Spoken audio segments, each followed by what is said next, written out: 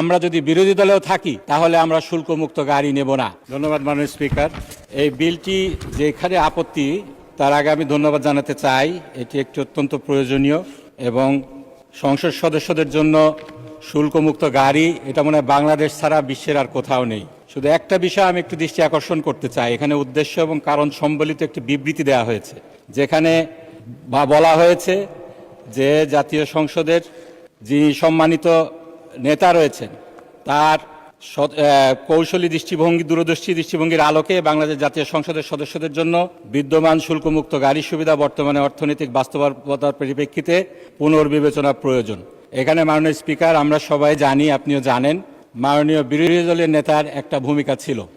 আমাদের বাংলাদেশ জামাত ইসলামী সংসদ নির্বাচনের আগেই একটি নির্বাচনী প্রতিশ্রুতি দিয়েছিল, আমরা যদি বিরোধী দলেও থাকি তাহলে আমরা শুল্কমুক্ত গাড়ি নেব না, এবং একই সাথে প্লটের কথাও বলা হয়েছিল।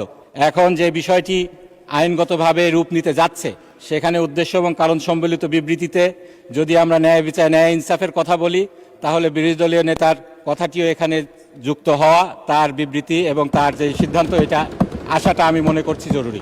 ধন্যবাদ মাননীয় স্পিকার।